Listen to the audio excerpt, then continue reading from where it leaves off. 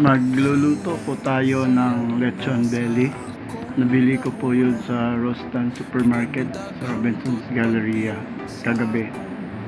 Marinate ko muna ng soy sauce, salt, rosemary dried leaves at saka peppercorn.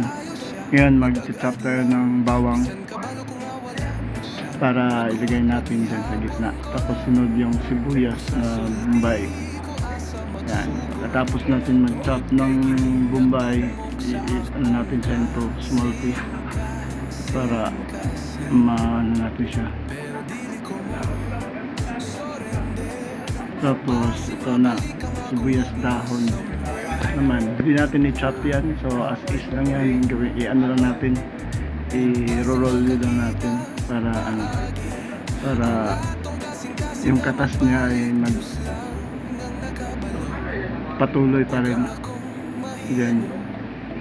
Tapos sunod na yung tangad. Hanap lang ako ng martilyo, kailangan kong dikdikin yung bulb niya kasi nandyan yung, pag hindi kasi madikdik yan, yung katas niya hindi lumalabas. So nandyan kasi yung katas niya sa ano, kailangan yung dikdikin. Tapos bago natin ilagay dyan sa ano, tiyan ng belly.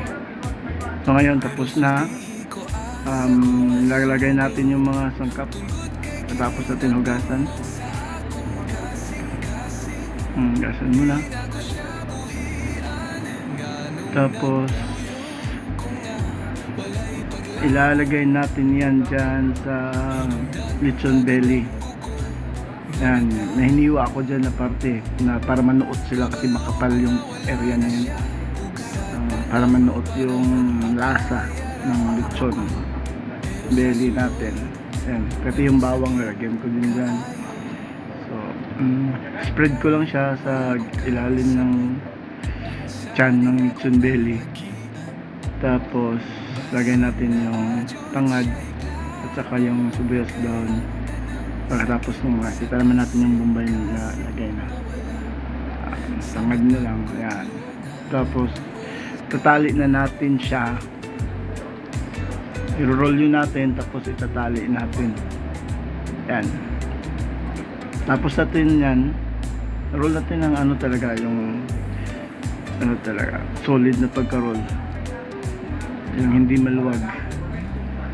Tapos itatali lang natin ng tie ng panglechon, tie. Tapos ayan na. Tapos natin hugasan lahat ng sangkap yan. Nakita niyo yan. Kailangan mahigpit na mahigpit yung pagkatali para lalagyan ko yun yan ng bawang. Ano, para yan. Yung bawang ano, bumuka lahat yan. Yung belly habang niluluto natin. Kita niyo.